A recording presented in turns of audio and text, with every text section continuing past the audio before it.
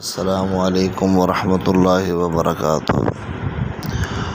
آج آپ حضرات کی خدمت میں پیار، محبت، اتحاد کا ایک نقش جو کہ آیت قرآنی پر مشتمل ہے وہ میں پیش کر رہا ہوں۔ یہ نقش بڑے بڑے اللہ والے اولیاء کرام بزرگوں سے منقول ہے اور ان کی کتابوں میں موجود ہے اور بڑا ہی مجرب ہے، اور اس نقش کو ہم نے خود بھی استعمال کیا ہوا ہے اور اس نقش کے فوائد ہمارے سامنے ہیں۔ تو دنیا میں آپ کو پتہ ہے کہ نفرت اور لڑائیاں اور جھگڑے اس طرح کے معاملات چل رہے ہیں۔ ہر گھر کے اندر لڑائی جھگڑا فساد کی کیفیت ہے۔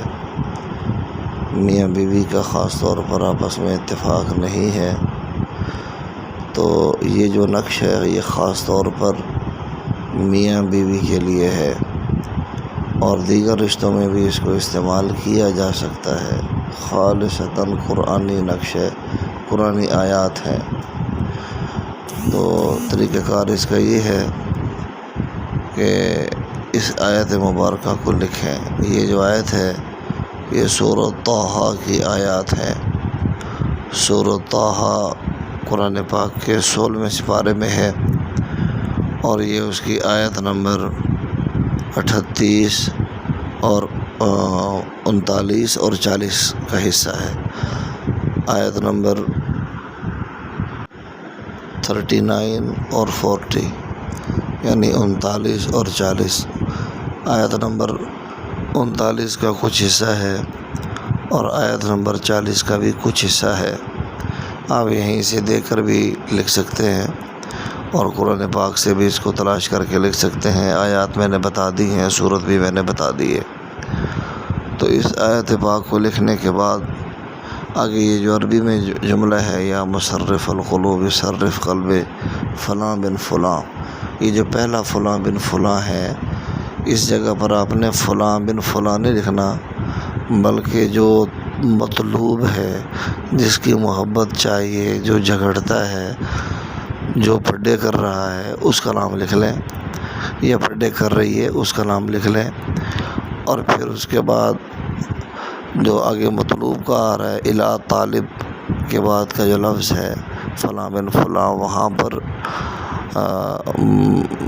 طالب اپنا نام لکھے جو یہ چاہتا ہے کہ یہ میرے ساتھ اچھا سلوک کریں یہ وغیرہ، تو وہاں پر اپنا نام لکھے، اور اس کے بعد حبب یا ودود لکھ کے یہ نقش مکمل ہو گیا۔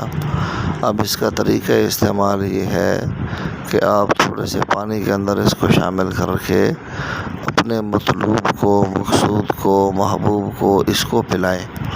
دودھ میں، چائے میں، پانی میں، کسی بھی چیز میں تھوڑا سا اس کا پانی شامل کریں اور اس کو پلائیں۔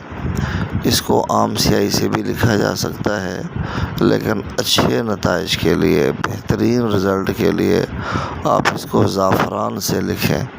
زعفران سے لکھ کر اور پھر پلائیں تو انشاءاللہ فائدہ زیادہ ہو جائے گا۔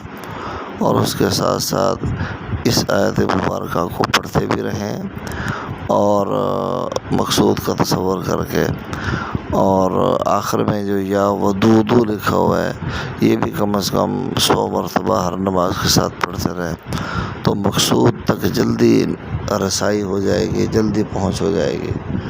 تو یہ نقش اس کو خود بھی استعمال کریں، آگے بھی آپ کو استعمال کرنے کی اجازت دی جا رہی ہے، اور با اجازت عملیات کے لیے ہمارے اس چینل کو آپ سبسکرائب بھی کر لیں۔